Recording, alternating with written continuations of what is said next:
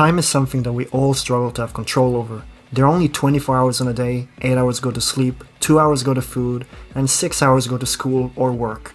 These are just some averages I put together, but this leaves us a total of 8 hours of spare time, which then gets cut down even more when we factor in chores and other activities that we do, leaving us sometimes with 2 hours a day of our own free time. And if you like to play lots of video games, 2 hours isn't enough to play through the many games that get released within a year, and even then, if levels are too long, you could feel that you're missing out by playing the longer games over the short ones. And with that, we have shorter levels. Games that have levels that last less than 10-15 minutes is something that I would classify as short, and there are lots of games that enforce these shorter types of levels, but why? One reason why is because they're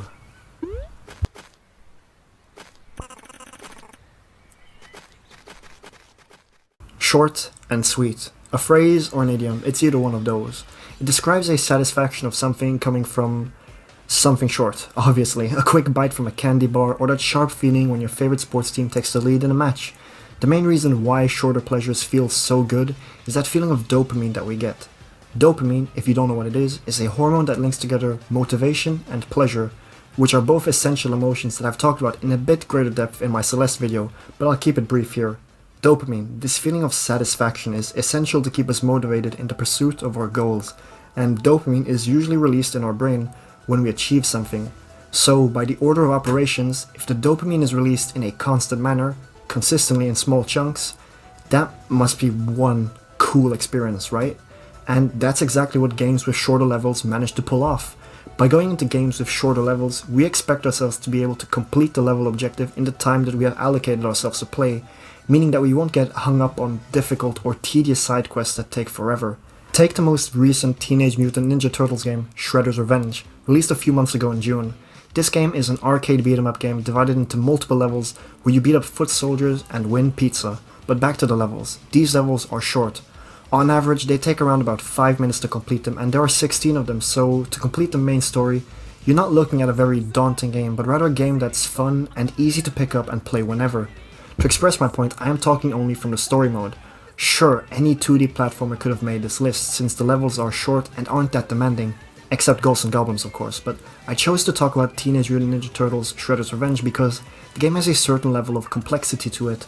Sure, the game isn't all that hard compared to other beat-em-up games, but with its fun combat system and lots of enemies that encourage you to take a different approach as to how to deal with them, you feel like you're constantly accomplishing something with each passing level. Add the boss fight at the end of each level to really sink in that feeling of success. These short bursts of action do a great job at making the most out of its short level design. Portal is also a relatively short game, and although it is the opposite of action compared to Shredder's Revenge, Portal's levels require outside-the-box thinking to progress.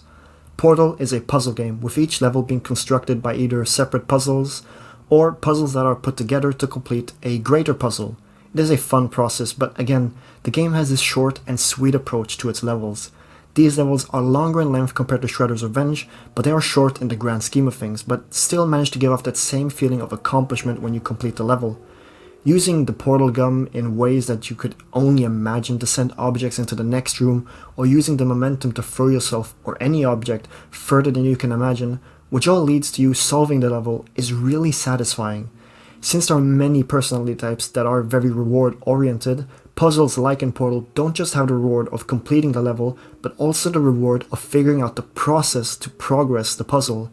Using your brain and realizing that you have done something smart is a great feeling, and to have that communicated back to you regularly like in Portal shows a short and sweet approach to level design. The last game that I wanted to talk about, but only briefly, is A Short Hike. I've talked about this game in a bit more detail in a previous video, but to keep this short and sweet, A Short Hike is a small action-adventure game that has all the side quests and story beats that a massive open world would have, but concentrated into a much smaller game. The game is short and to the point, with no filler, and just progressing and leveling up your stamina meter is rewarding. That's all I'll tell you because this game is the definition of short and sweet. Altogether, levels that are short, that require some sort of challenge, ultimately help us feel accomplished when we beat them, which is a huge pro of shorter levels. But shorter levels can also become a bit dragged out once we play them.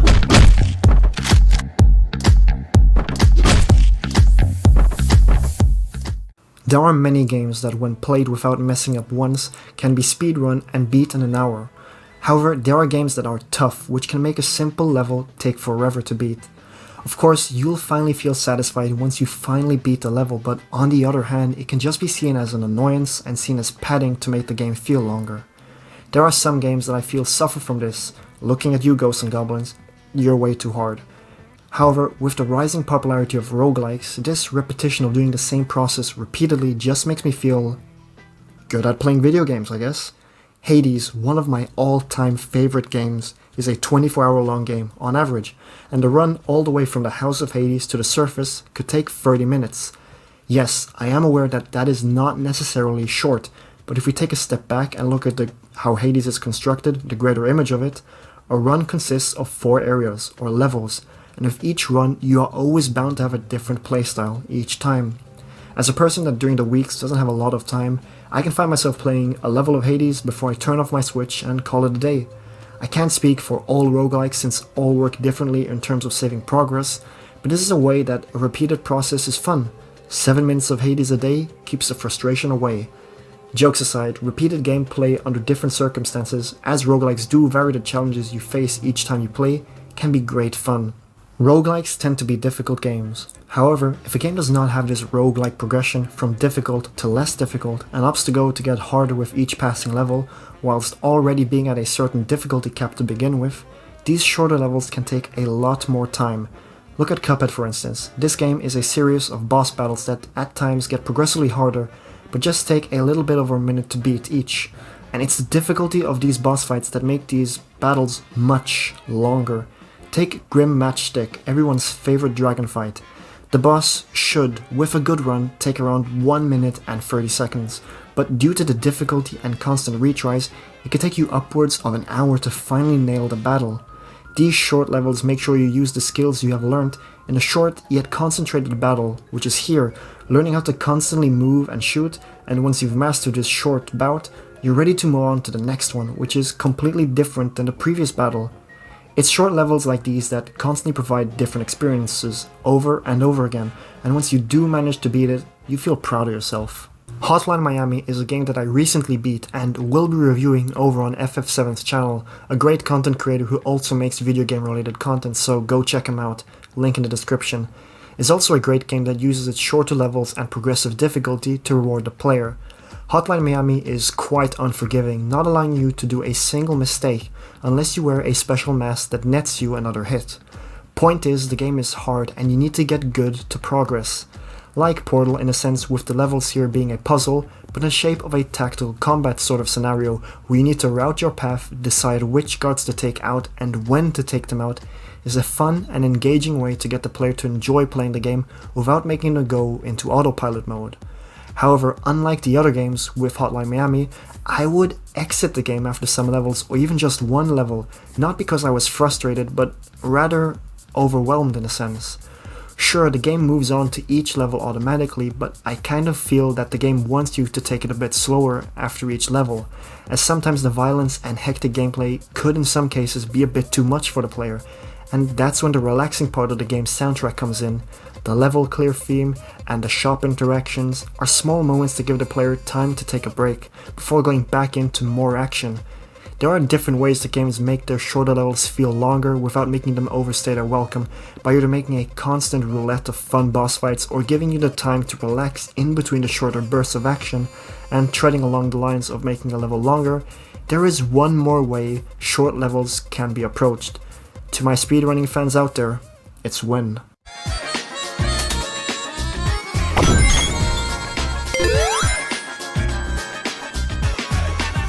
Speedrunning has been a part of game culture for a very long time, either by who can complete the game in the fastest legal manner, or the use of exploits to beat the game faster than intended.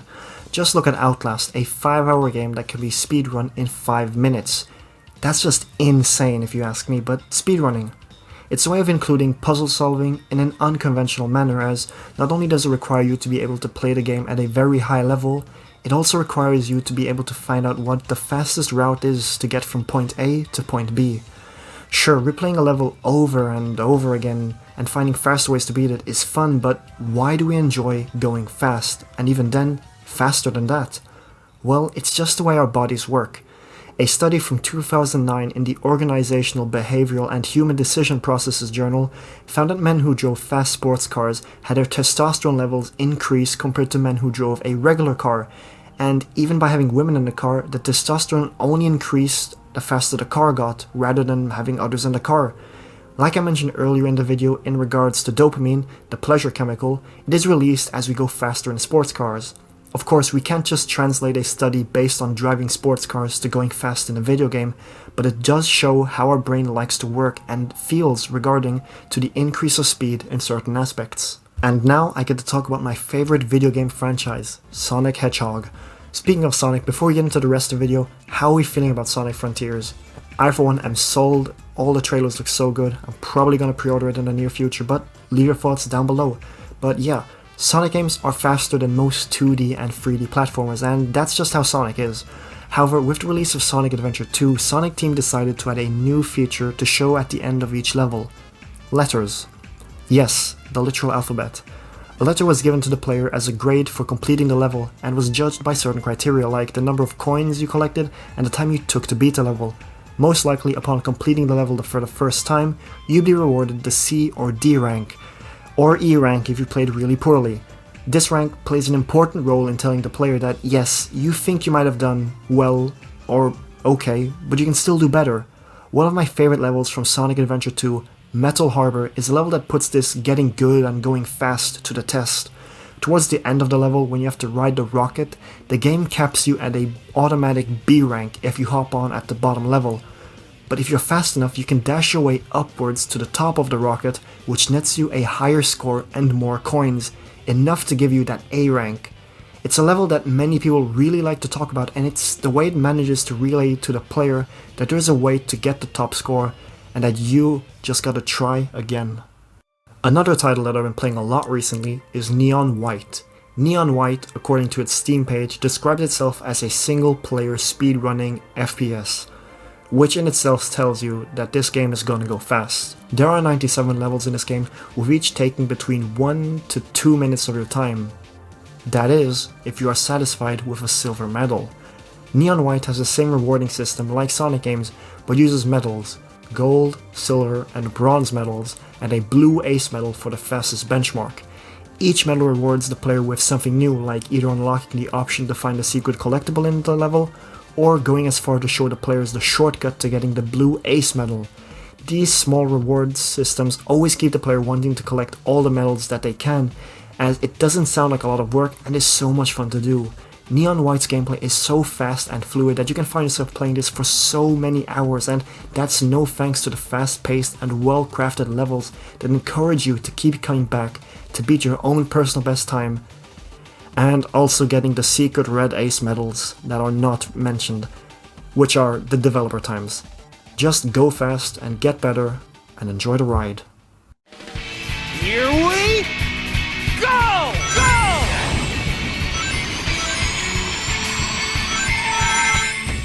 Short levels is truly an art form. They might be short in length and can provide just as much fun as levels that are far larger in size. The best shorter levels are levels that manage to get their point across in a short and concise manner, keeping the player's attention span at a constant high throughout, whilst other levels, although can be a bit more infuriating in terms of difficulty, can give you a huge sense of accomplishment once you manage to overcome its challenge. And of course, how can we forget speedrunning, a factor that plays into most games, but with shorter stages, they just keep reeling you back in to make you feel that sense of speed and smash your own records. So to cap that off, one's gotta go fast, am I right? And with that, welcome to the end of the video. I hope you enjoyed this return to a more general focused video essay, as I had a great time writing this one and thinking about games to talk about for this video. It was fun. But yeah, I hope you enjoyed this video. Any support or critiques are appreciated. If you want to see more from me, my Twitter, Patreon, and SoundCloud are all linked in the description of the video, including the new Discord server if you want to hang out. Right now, the latest Sonic Frontiers trailer that I mentioned a bit earlier confirmed that Super Sonic is in it, and I'm really hyped for this. I cannot wait any longer. The game looks so good. It's coming out in, what, November? 8th of November? A day before God of War Ragnarok. Kinda sad for Sonic, but I hope the game does this really well. But also, The Legend of Zelda Tears of the Kingdom, the sequel to Breath of the Wild, got a name drop, looks really good. And also that new God of War Ragnarok trailer that they dropped at the State of Play looked insane. Like, that's a really good game. I'm probably going to get it at some point. But yeah, that's all from me for now. I hope you have a great rest of your day, and I hope to see you in the next one. So with that, Storm, out.